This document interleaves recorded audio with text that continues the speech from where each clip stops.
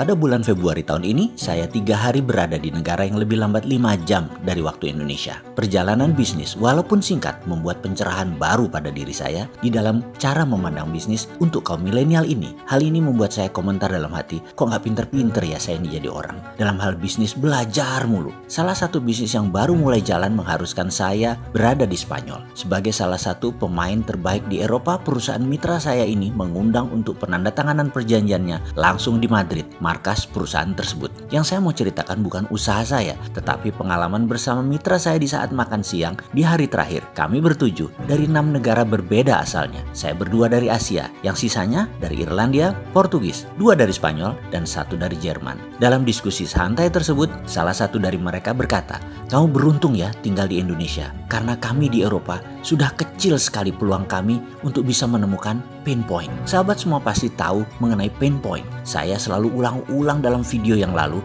kemampuan melihat pain atau titik derita ini pada sebuah masalah dan menemukan solusinya, itu adalah peluang bisnis yang luar biasa besarnya. Kita review sebentar tentang pain point. Misalnya, macetnya Jakarta dan masalah distribusi barang sehingga melahirkan industri yang namanya GoFood, GoShop dari Gojek, GrabFood, dan lain sebagainya adalah kemampuan mereka melihat pain point. Itu pelajaran singkat mengenai pain point ini. Catatan penting, semakin besar masalah yang diselesaikan atau terobosan untuk mempermudah hidup, akan semakin besar profit atau keuntungan menyertainya juga. Juga semua ini besar nilainya untuk bisnis Anda. Seperti Apple Incorporated lakukan dengan iPhone yang menggabungkan telepon dengan semua aplikasi adalah solusi memindahkan semua tools ke tangan. Membuat Apple Incorporated sekarang nilainya $1.000 billion market capitalization-nya. Ini sama dengan 50 kali APBN Indonesia yang 2.000 triliun rupiah. Juga kalau dibandingkan BUMN Indonesia, Apple itu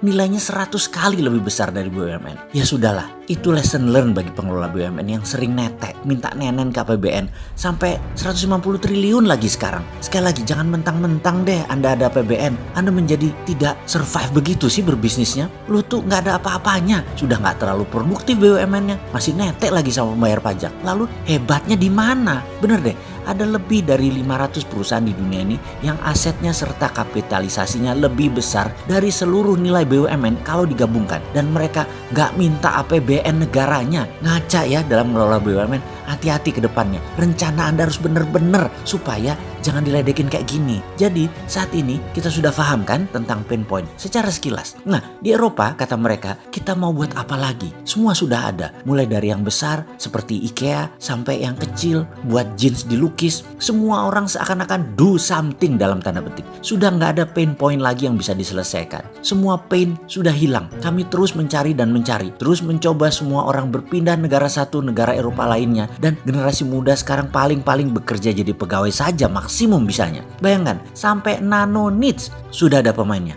Apa itu nano niche? Misalnya mereka menganalisa di dunia ini ternyata setiap 10.000 orang ada 1 orang yang kalau berdiri di depan umum atau berbicara di banyak orang lebih dari 2 orang saja tangannya berkeringat. Kejadian ini tentunya membuat tidak nyaman dirinya dan orang di depannya. Lalu pain point itu menjadi peluang bisnis. Diciptakanlah comfort ball yang dibuat dari bahan kain penyerap keringat yang sangat lembut dan wangi, sehingga mereka yang memiliki masalah tangan berkeringat tadi bisa menjadi nyaman dengan memegang comfort ball tadi. Itulah nano niche. Bayangkan, 1 orang dari 10.000 saja yang memerlukannya, tetapi pain point tetap peluang besar, dan ini disolve, ini diselesaikan solusinya. Lalu setiap orang mulai mencari-cari nano niche lainnya dan dibuatkan problem solvernya, sehingga kami dipaksa terus-menerus menciptakan sesuatu yang makin kecil pasarnya, atau kami hanya bisa jadi pegawai biasa saja. Semua pasar itu ada pemainnya, semua sisi ada yang memenuhi kebutuhannya. Sungguh menjadi pegawai semua menjadi rutinitas, dan jadi pegawai tidak menyenangkan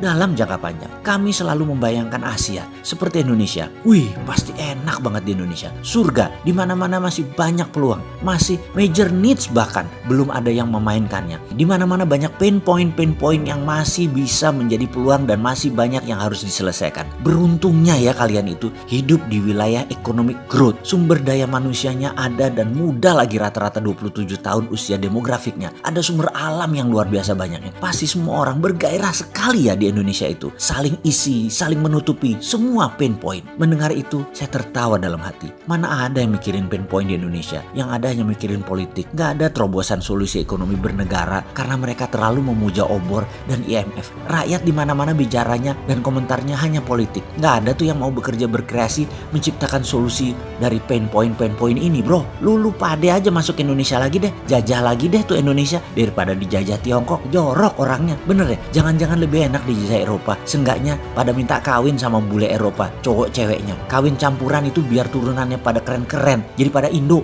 Asli saya cynical banget komentar dalam hati tersebut. Karena kok di Indonesia gak ngelihat apa yang mereka lihat ya.